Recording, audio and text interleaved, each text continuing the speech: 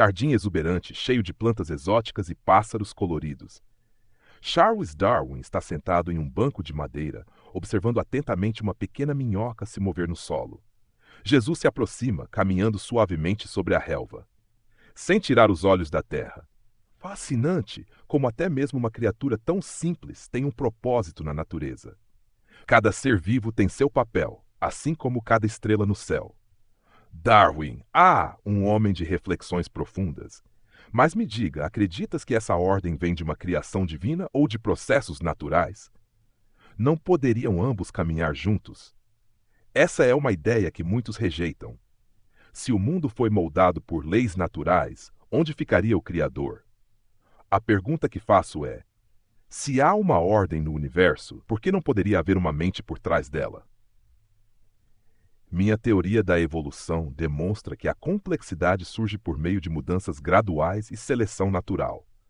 Não há necessidade de um criador interferindo diretamente. A semente se torna uma grande árvore sem que ninguém precise tocá-la, mas isso significa que a árvore surgiu sem um propósito? Não exatamente, mas a evolução ocorre por necessidade, não por design.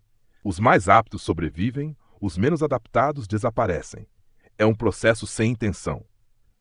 Ou talvez um processo guiado por leis estabelecidas desde o princípio. O livre-arbítrio da vida, escolhendo seu próprio caminho dentro das regras do universo. Darwin. Isso significa que aceitas a evolução? Aceito a transformação. Assim como uma alma pode evoluir, por que a criação não poderia fazer o mesmo? Interessante. Nunca pensei dessa forma. Darwin e Jesus continuam caminhando pelo jardim, onde borboletas voam entre as flores e pássaros cantam suas melodias. Cena: o jardim se estende até um riacho cristalino. O som da água corrente se mistura ao canto dos pássaros. Darwin se ajoelha perto da margem, observando pequenos peixes nadando contra a correnteza. Jesus permanece ao seu lado, em silêncio, apontando para os peixes. Veja como eles lutam contra a corrente. Apenas os mais fortes sobreviverão e seguirão adiante. Isso é a seleção natural em ação. Mas não são apenas os mais fortes que sobrevivem. Às vezes é aquele que se adapta melhor. Sim, a adaptação é a chave da evolução. Os seres que melhor se ajustam ao ambiente têm mais chances de deixar descendentes. O mesmo vale para o espírito. Aquele que aprende e se transforma encontra um caminho além deste mundo. Comparas a evolução biológica com a evolução da alma? Ambas caminham juntas. O corpo se molda ao ambiente, mas e o coração? Ele também precisa evoluir. Então, acreditas que o ser humano não é apenas um produto da biologia? O homem tem um corpo que evolui com o tempo e uma alma que evolui com suas escolhas. Isso é intrigante.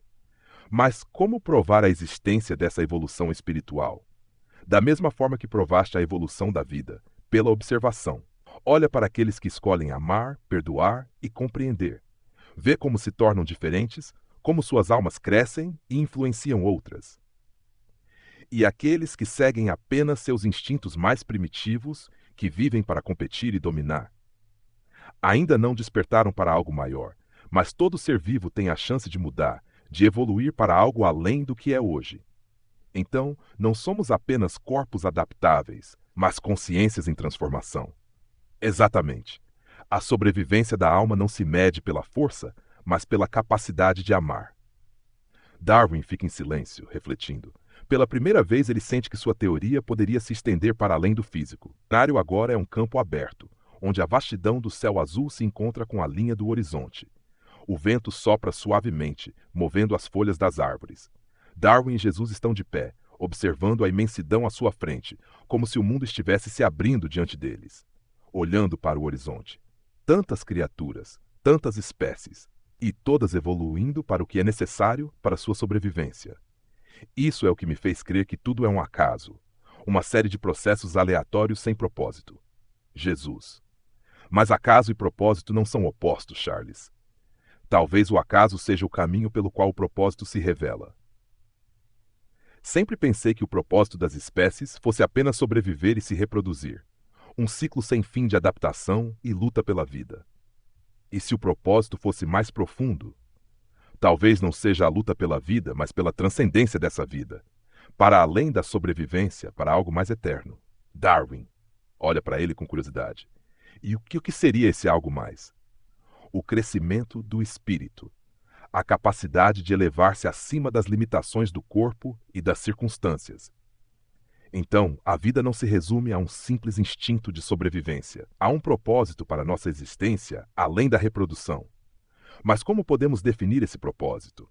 Jesus' propósito é o amor, a compaixão, a busca pela verdade e a conexão com o próximo. A evolução não é apenas biológica, mas também moral e espiritual.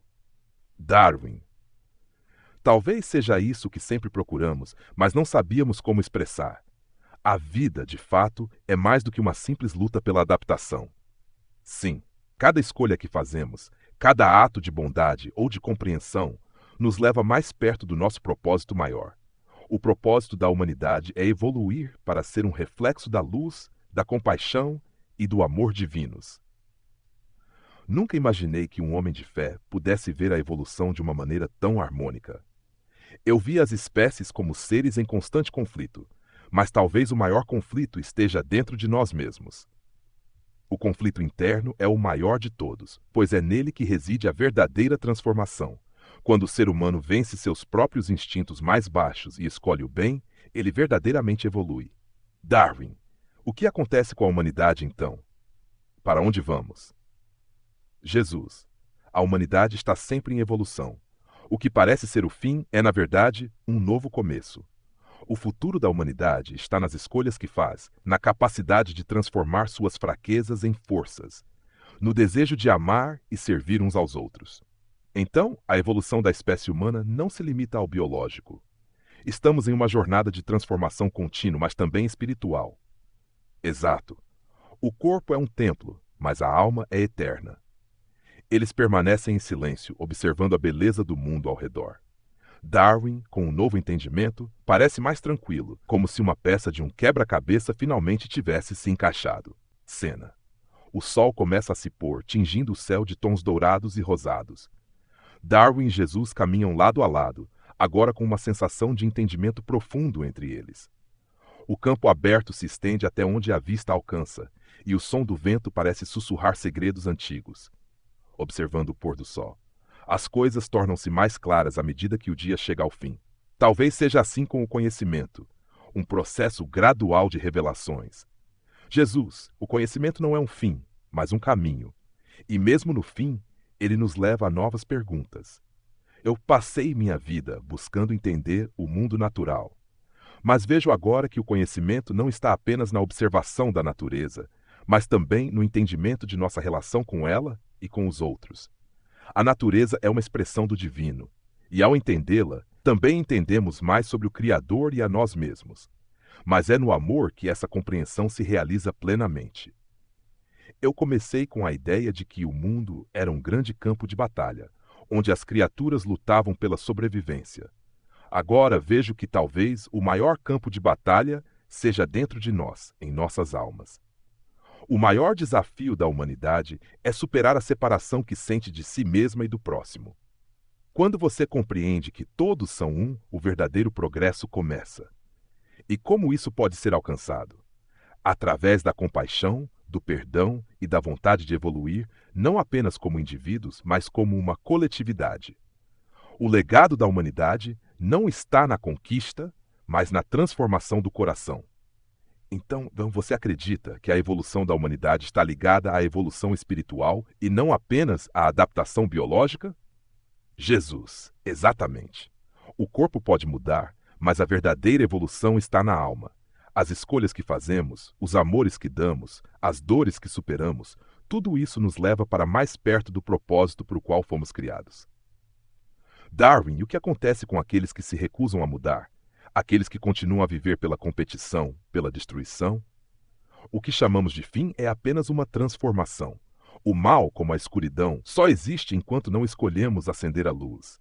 Mas, eventualmente, todos terão a oportunidade de encontrar a luz. O amor sempre triunfará, mesmo que demore. Então a evolução nunca é final. Há sempre espaço para o crescimento, para a mudança, mesmo para a humanidade. Sim, a vida é um eterno movimento em direção à perfeição. O legado da humanidade é o amor, que é o caminho, a verdade e a vida. Ao seguir esse caminho, a humanidade se tornará a melhor versão de si mesma. Olha para o horizonte com um semblante de aceitação. O que eu via como um processo mecânico de luta pela sobrevivência, agora vejo como um processo de evolução espiritual. Um processo em que o maior poder não é a força, mas a capacidade de amar e perdoar.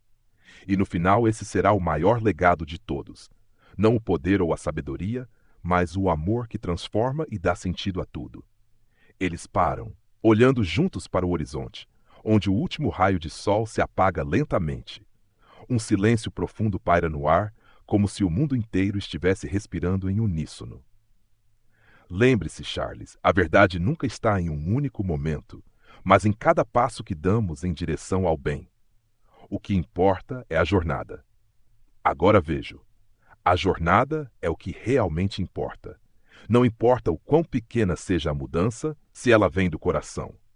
Eles continuam caminhando juntos, deixando para trás a vastidão do campo, com uma sensação de paz crescente em seus corações.